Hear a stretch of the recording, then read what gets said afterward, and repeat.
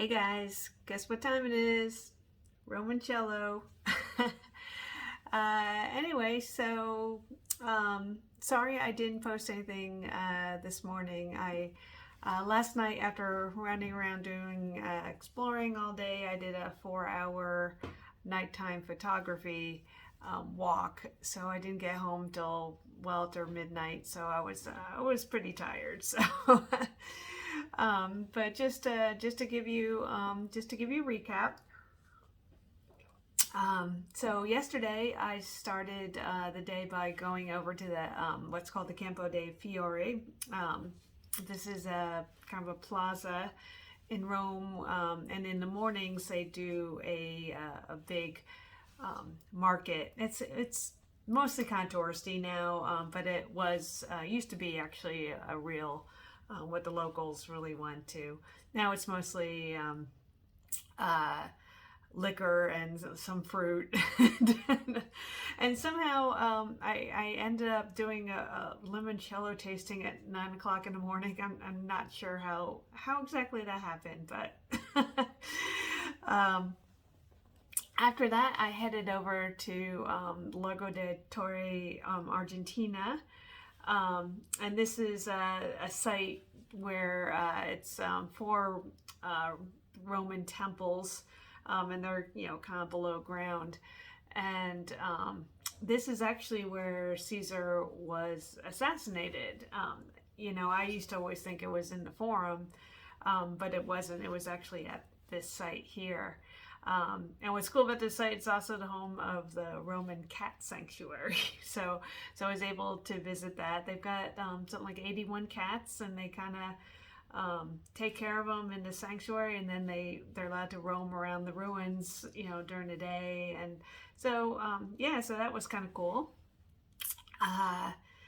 Next, I went to this place. Is interesting. It's called the Spada Gallery, and it's mostly like it's a art gallery showing 16th century art, something like that.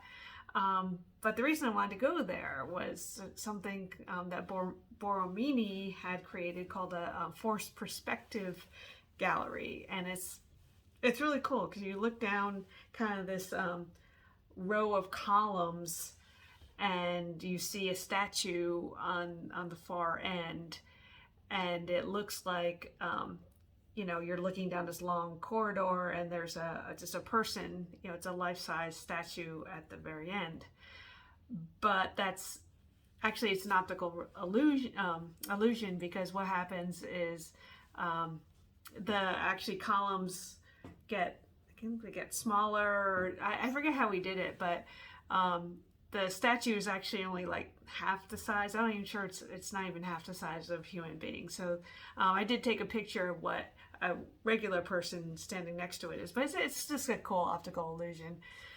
After that, I had lunch at this place called Da Pancrazia, something like that. But this was actually built into the Theater of Pompey, which is near the Largo de Torre in Argentina. And so I had lunch there, and it's actually, you can go downstairs and see how it's built into the ruins and stuff, so that was pretty cool. Then I headed up to Piazza Navona, and while I was doing this, I was wandering down all these really interesting old streets. This is kind of Renaissance Rome, this section, but there's some really, really beautiful streets around there. And up in the Navona, what I did is I went to, there's actually a museum that's there. It's called Dormition Stadium Museum, because Piazza Navona was actually a stadium. If you look on the map, you can see it's that oval shape. So you can go down to this museum. It's below level, and you can see the remains of this stadium. And so that was pretty cool. It took a little longer than I thought, though, because you actually get like a tour, so it took like an hour.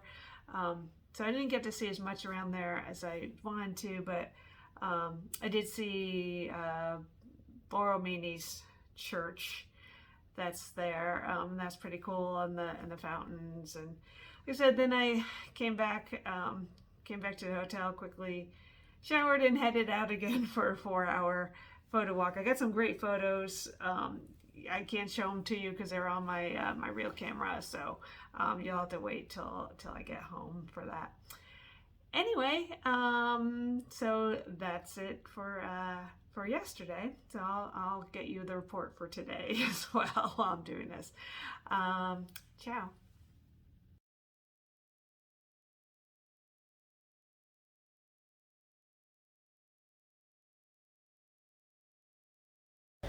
Hi guys, so I'm here in the Campo de Fiore.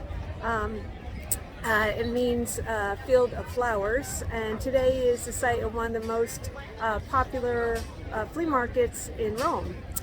But it's also the site of some historical events. For example, this is where Caravaggio killed his tennis opponent after losing a game. Apparently had a bit of a temper. But it's also famous for, if you can see the statue of the guy behind me, his name is Giordano Bruno. He lived in the 16th century, and he's either heralded as being a free thinker or hated for being a heretic. So he believed, or he tried to join several religions. But his problem was, while he didn't just blindly accept the dogma, he would examine it and then question or even challenge parts of it, and imagine that didn't go over really well in 16th century Europe. So that got him excommunicated from the Catholic Church, the Calvinists, and the Lutheran Church. He also believed in the Copernican belief that the Earth revolved around the sun. Obviously that was not a popular theory back then. He believed in life on other planets because he thought, well, if God was all powerful, why would he just stop with this one planet? So he got himself in quite a bit of trouble, and ended up in 1600. He got himself basically canceled in the way they canceled people in the 1600s, in being burned to the stake. So that happened here on the site. Famously, his last words were, perhaps the people who imposed this sentence are more fearful than I who am receiving it. So that's it. So I'm checking out from Campo de Fiore. Hey guys, so I'm standing here in front of the Largo de Argentina, and behind me are 4 temples that date between 4 BCE and 2 BCE. Now, let me take you back to, it's March 15th, 44 BCE.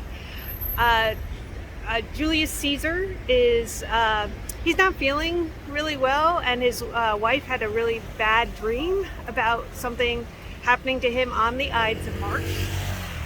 So he wasn't initially going to come to the Senate meeting, which was here in the Curia, not in the Forum. And so in the meantime, the senators are getting a little nervous because Caesar's also about to leave on a big military campaign. So they need to take care of what they want to take care of that day. So they make up an excuse why it's really important for him to come here. So he does, and the rest is history. We know what happened on the Ides of March. Now, another interesting fact is that his girlfriend, Cleopatra, was also in the city at that time. She was probably staying at his villa in the Trastevere, across the river, because she, being a leader of her own country, was not allowed within the city walls. So as far as the name, Largo de Argentina, Largo is another word for piazza. Argentina actually has nothing to do with the country. It comes from the Latin word Argententorium, which is the Latin name for Strasbourg, which is the hometown of Johannes Burckhardt, whose palace was in this area, took up much of this area in the 15th century. This area is also famous for its cats. I haven't seen any yet, but usually they're cats sunning themselves on the ruins here. There's a famous cat sanctuary that's just right below me. I'm hoping to visit that while I'm here. It doesn't open for a few hours. So with that, et tu Butte.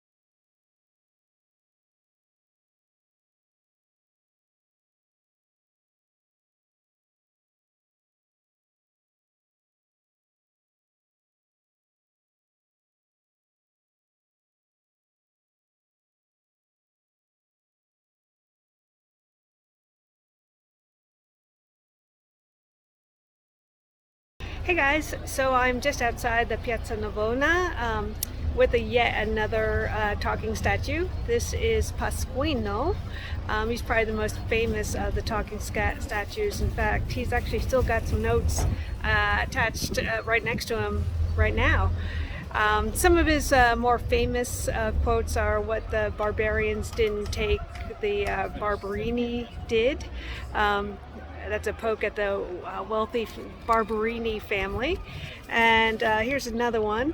Oh Holy Spirit, a better Pope who loves us, fears God, and doesn't live as long.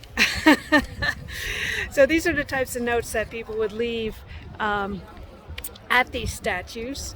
Clearly Pasquino is kind of an odd name. In reality, he's from about the 3rd century. He actually may be Menelaus of the Trojan horse fame. So, what's that, Pasquino? Oh, so Pasquino said he was found in a barber shop of a fellow named Pasquino. That's how he got his name. What? He also says Putin is a pute. Okay. And oh my gosh, he just said "Iamos Mezzoni." Let's go Mets. So what do you say, Pasquale? Should we blow this joint and get a Aspiril spritz? Okay. Later, folks.